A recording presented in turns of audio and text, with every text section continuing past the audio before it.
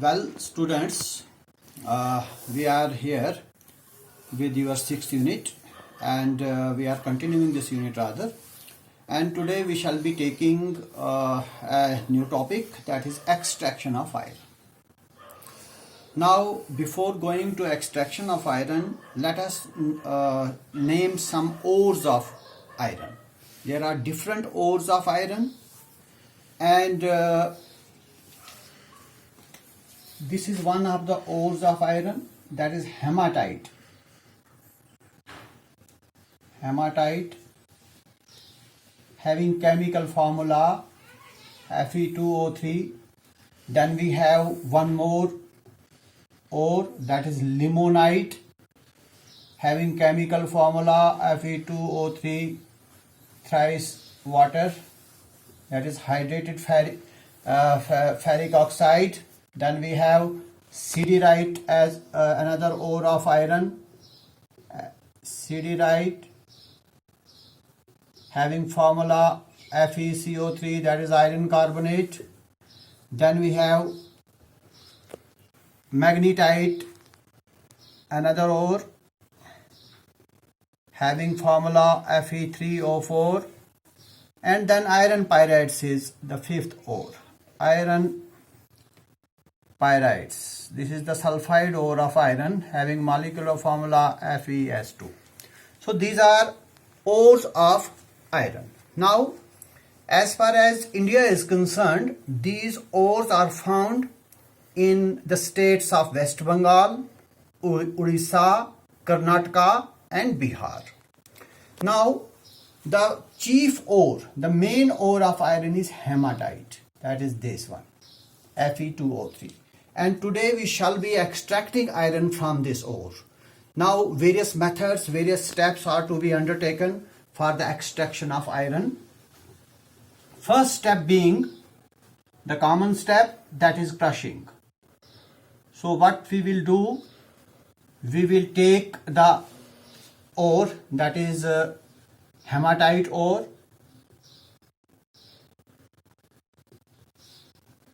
It is crushed in big jaw crushers to get a powdered ore. So as a result of crushing, what we get ore in the powdered form, and that ore is known as now powdered ore. So this is all about first step. This is a common step in all the extractions of metals. Then coming to second step, second is concentration.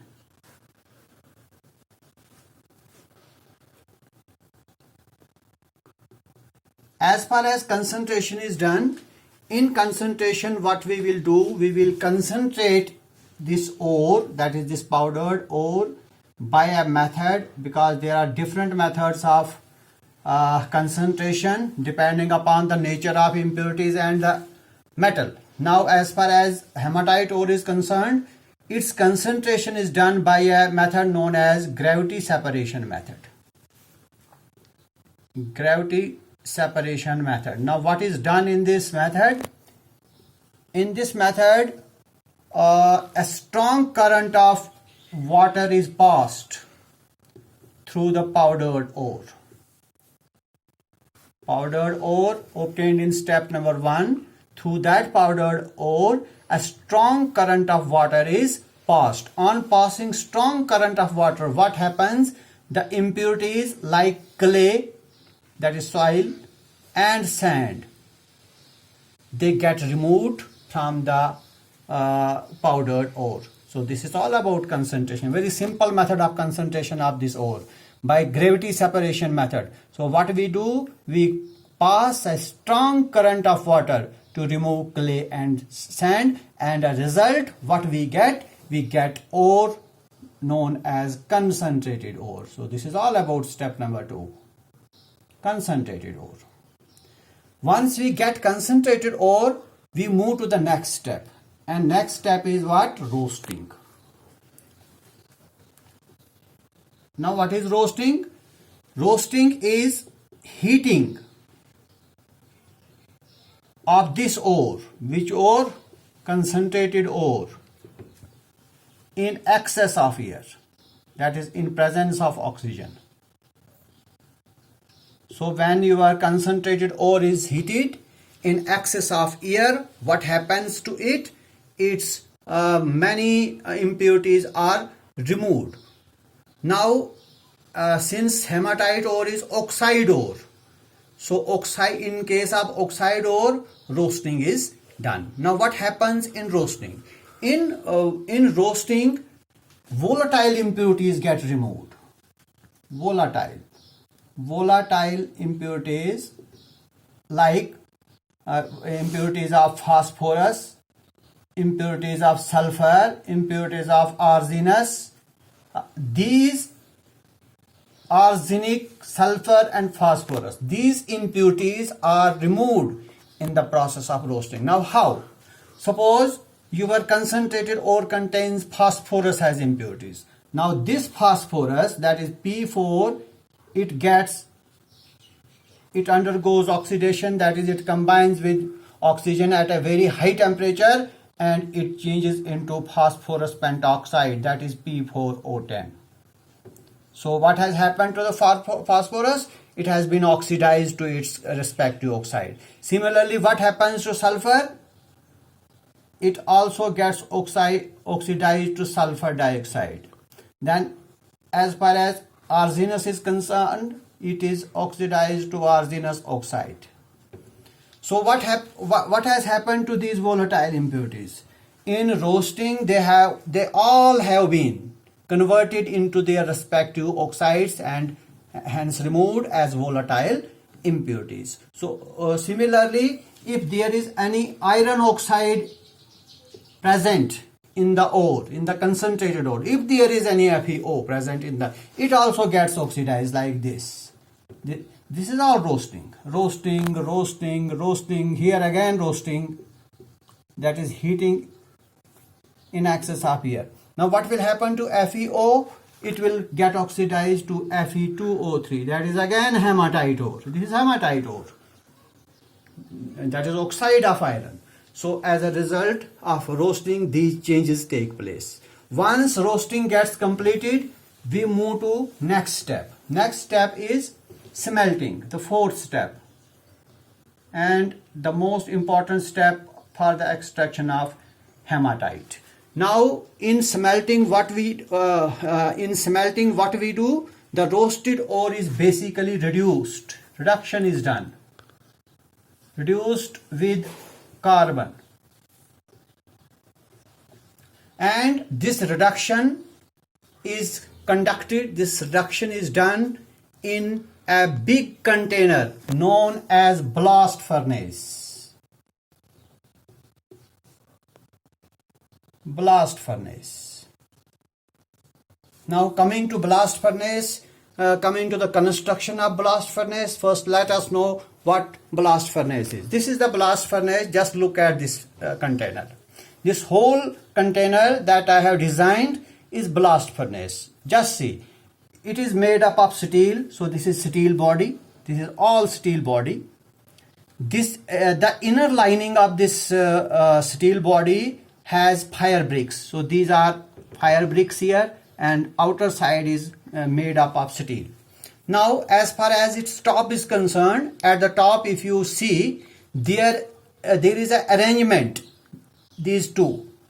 This arrangement is known as double cup and cone arrangement. This arrangement, these two triangles, if you can see, triangles like structure, these are not basically triangles. They are double cup and cone arrangement. What is the purpose of this arrangement? The purpose of this arrangement is that if you want to put something into it, that will go into it, but no gases will come out of this arrangement. This is this is a typical typical function of this arrangement, double cup and cone arrangement, that you can put something into the container through this arrangement, but no gases will come out of it. No gases can escape out of this double cup and cone arrangement. Now, if we move to the bottom, what we find at the bottom? At the bottom we have Twires tubes. These are tubes. These tubes are meant for supplying hot air.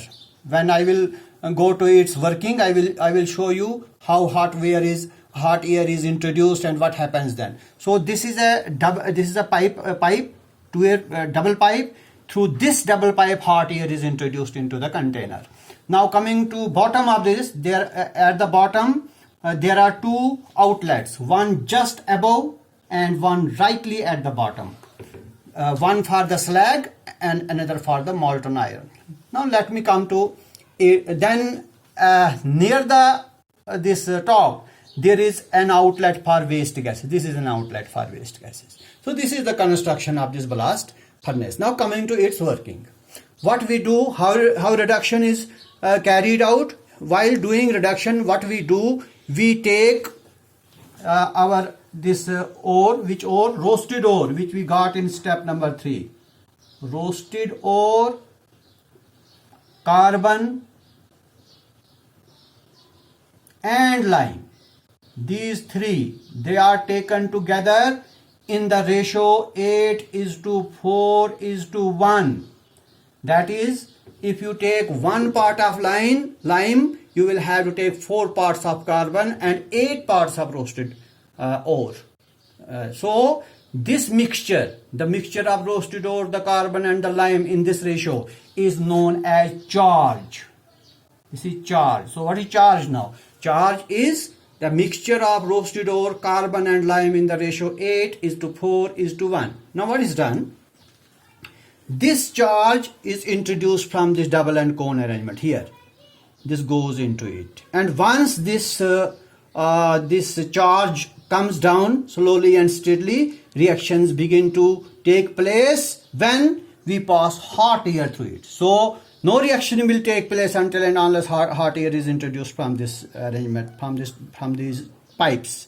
So once hot air is introduced, reactions will begin to take place. Now what type of reactions take place in this furnace? 1.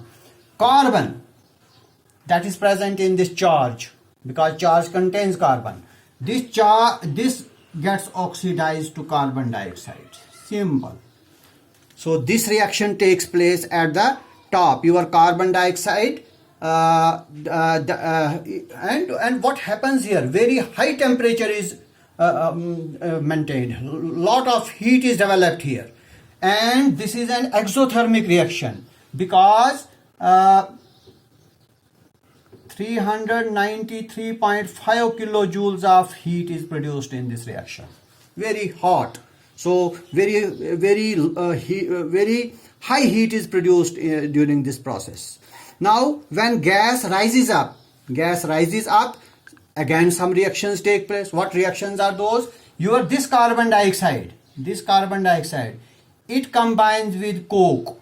Coke means carbon at a very high temperature, and here this much temperature is developed, 1570 kelvins, and as a result this volatile impurity is produced. That is, carbon monoxide gas is produced, which goes out of this outlet. This is the outlet for waste gases. So this carbon monoxide gas comes out of this. Then coming to hematite. This is hematite, Fe2O3.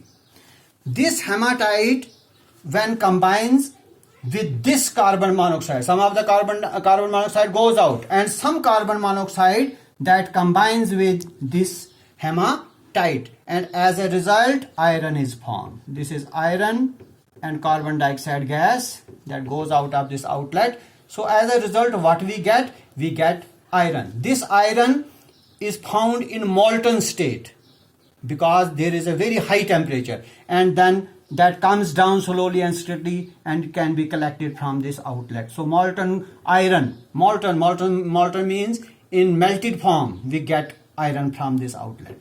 Now there are certain impurities still present. What are those impurities? Impurities like CaCO3. If this is present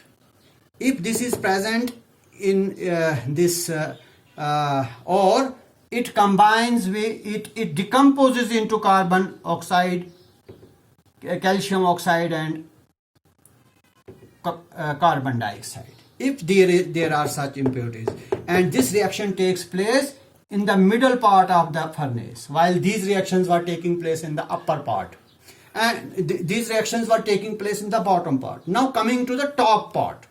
At the top, what happens at the top?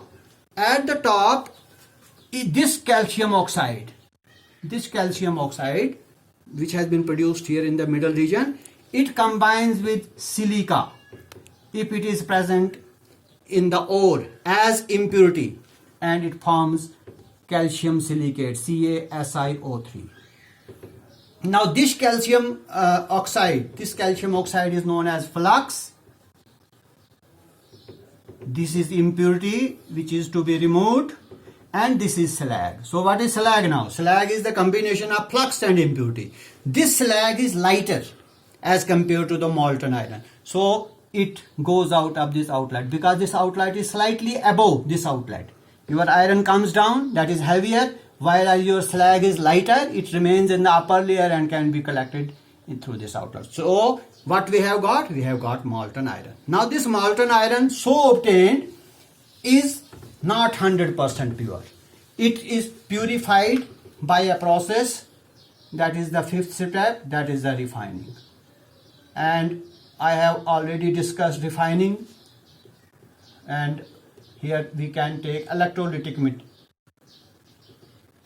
method of refining, in which what we do, the impure iron is made the anode, the pure iron is made cathode. Okay, these are electrodes.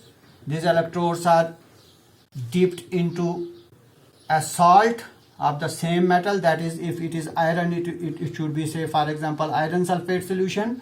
Then these anode and cathode, they are connected to battery. On passing electric current, impure metal from this electrode that goes into the salt and then deposits at the cathode. Because iron is positively charged, it goes to the oppositely charged electrode. So iron begins to deposit at this electrode at cathode, and you can collect iron from this. So that is all for today. We have got iron, the pure iron, in this method. Thank you very much.